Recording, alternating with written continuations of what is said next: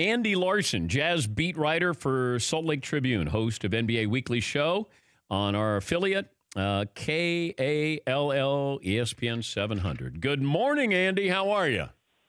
Doing well, Ben. How about yourself? I'm doing okay. How surprised are you, or the basketball community, that this fan who had the confrontation with Russell Westbrook's been banned for life from a game? Yeah, I don't think anyone's that surprised. I think, quite frankly, once this became as large of a deal as it was, I think the Jazz had to move this fan almost no matter what actually happened. But that being said, the Jazz did the investigation. They have video evidence. They've got eyewitness accounts that this fan said what Russell Westbrook said he said, and as a result, there was just no place for him in Vivint Smart Home Arena with the Jazz, and so they've banned him from life, not only from Jazz games, but any concerts, any other sporting events that might happen in the arena at all. Do we know the full story? Because we only heard Russell Westbrook audio, and we didn't hear the fans. Yeah, Westbrook said, and the Jazz investigation confirmed that the fan said, "Get on your knees like you're used to," was the specific taunt directed at Westbrook that caused him so much anger. And honestly, it's not the first time that Westbrook had either semi-racial or kind of crossing the line comments directed in his way. So you kind of understand why he reacted in the way he did. I don't know that it was the right thing to do, regardless of that. But still, I mean, at this point, the investigation is pretty clear that Russell Westbrook's telling the truth on this. Yeah, and I know that Russ had to be fined and or suspended. He got fined $25K. You can't threaten certainly somebody's wife, but you can't threaten a fan. Either way, he was wrong. I know that it was difficult for him to try to hold back, I'm guessing. But also, this fan now says he's suing Russell Westbrook. What is he suing on the basis of?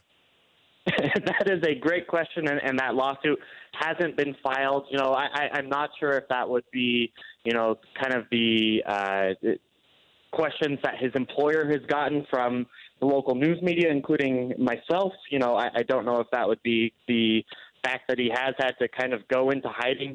He's told reporters that he's gotten death threats about this issue.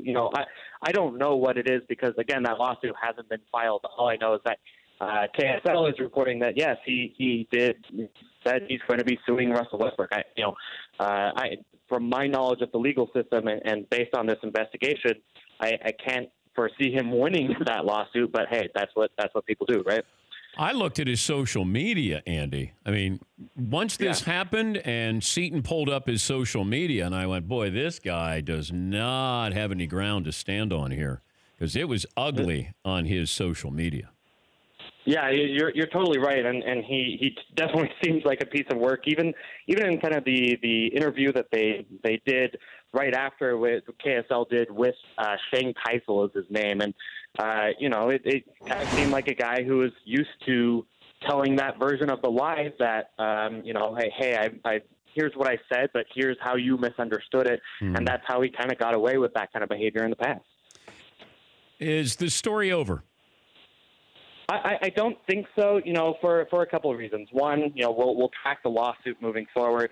But two, more importantly, I don't know if you've seen this video that Eric Woodyard of the Deseret News posted yesterday, but there's this video of fans calling Russell Westbrook boy during last year's playoffs when the two teams matched up in the first round.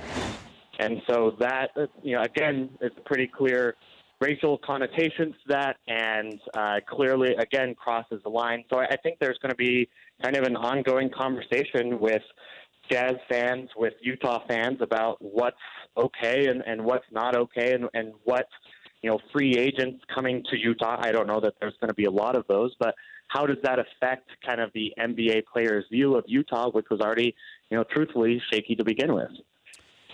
Andy, good stuff. Thanks for joining us. We appreciate your time. Hey, thanks, Dan. Andy Larsen, Jazz beat writer for the Salt Lake Tribune. For more Dan Patrick Show, tune to Audience Channel 239 on DirecTV or download the Dan Patrick Show app.